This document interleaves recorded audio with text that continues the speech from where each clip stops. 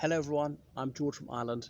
Here I am at 39 Montague Square in London, and this is the house where Anthony Trollope lived for much of the latter part of his life, and indeed he died in the house. So the blue plaque here is difficult to spot because it's not blue, it's black. I'd never noticed it till today. But anyway, so Trollope was born in London in 1815. He died right here in 1882. He wasn't born in the house. And he was a celebrated Victorian novelist. Anthony Trollope's father had been to Oxford. Indeed, he was a don at New College, Oxford, as in a lecturer, was a barrister, but his practice did not succeed because he was known for his explosive temper. So he really shot himself in the foot with that one, and he tried various other ventures. He tried farming without much success. His father had inherited a substantial legacy from an uncle, had squandered it. So there were several children in the family, and it was quite a dysfunctional family. So Trollope was aware that he'd come from an upper class lineage. His great-grandfather had been a substantial landowner, and his mother's family was from a similar background. His grandfather had been a clergyman in a very fashionable parish, and they'd really come down in the world. So they lived in Harrow, which was considered just outside London at the time. There was a lot of open countryside. They bought a small farm there, because if you lived in the parish of Harrow, you could attend Harrow School for free. Yes, one of the most famous schools in the realm. If you came from outside the parish, you were called a foreigner and had to pay fees. So to avoid having to stump up the fees, they lived in that parish. So he went there at the age of 7. Go there in those days, and absolutely detested it because he was aware his family was fairly high status, but their financial means simply didn't match that, and he was one of the poorest boys there. And then he went to Winchester College for a couple of years, and then back to Harrow for a bit more time. So he's the only person I've ever heard of who's been to both Harrow and Winchester. So he had a number of siblings. Anyway, when he was a teenager, his mother moved to the United States, and in Cincinnati she was part of this utopian commune, but that didn't last very long.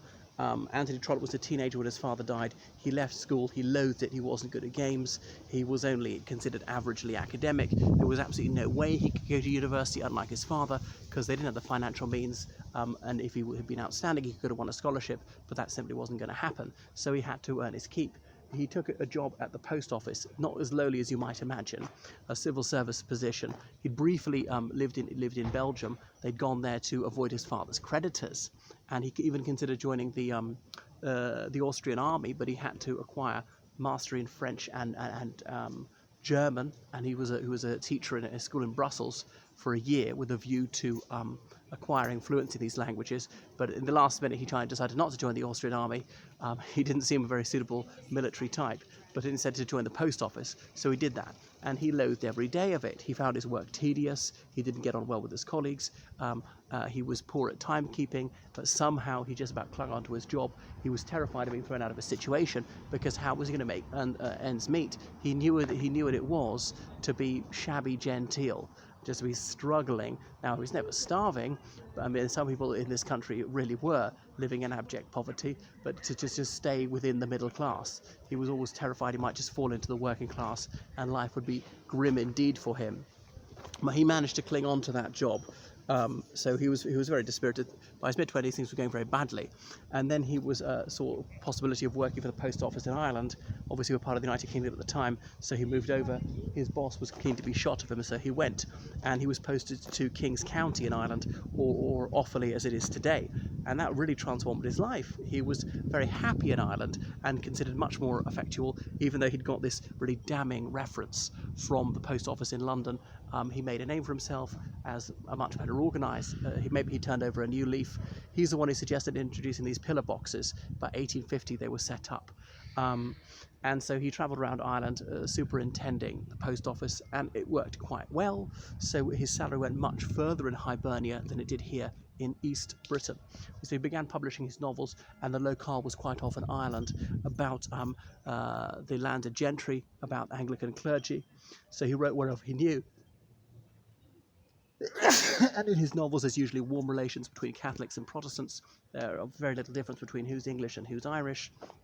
He thought he might even be regarded as an Irish writer, even though he wasn't Irish, hadn't been to Ireland until he was 25, and he began to make a tidy sum of money. So he acquired a reputation in London, and so he came back here, moved in literary circles. He became a friend of Peace Thackeray, and Thackeray was actually quite anti-Irish, whereas Trollope certainly wasn't, contributed to Thackeray's magazine and to Vanity Fair. So he invented this fictional county in England, Barsetshire. Trollope did, and so there are these Barsetshire chronicles, these novels about controversies, the Oxford movement, or the Tractarians as they're called within the Church of England, trying to revive Catholic traditions inside Anglicanism, be Anglo-Catholic, not have the Pope as the head of their church, but call the priests father, believe in 7 sacraments, believe in transubstantiation, venerate the saints, have monks and nuns and so forth. And of course then there are low church people within the Church of England, evangelicals and so on.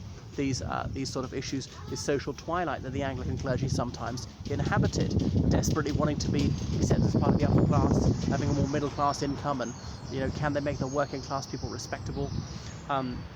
How industrialization of the transport revolution was changing things.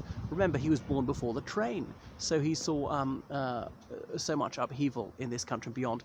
He was in Ireland for much of the famine, and obviously he felt terribly sorry for people who were starving. He was somewhat political. He later stood for the Parliament in the Liberal interest in Beverley.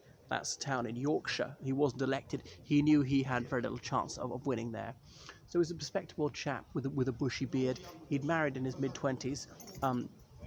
He'd been in debt when he was in London. Some tailor's bill got out of hand. He was passed to a debt collector, and there was compound interest. And soon the debt collector was hammering on his door, and then would come to work to shame him every day, to embarrass him in the presence of his colleagues. The only way to stop this happening is to pay off the debt, which he couldn't do. It ballooned to £200. Now you could put 2 zeros on the end of that to show you what it would be in today's money. So it'd be almost his annual salary. So, but anyway, by the 1850s things were going very well for Trollope. So he became a well-respected figure. He was able to live in this rather large house, with plenty of servants, enjoy great comfort, published The Way We Live Now, about Melmont. Some people think the novel is anti-Semitic. In about 2004 it was made into a mini-series starring, David Suchet. What else about him? So he died in 1882, if I got that right. He's buried in Kensal Green Cemetery, right beside Wilkie Collins, his dear friend. So that is Anthony Trollope. I know, an unfortunate surname. Is it as bad as being called Hoare? Just about. I think the word Trollope is not used anymore. That's enough about Trollope. Toodaloo.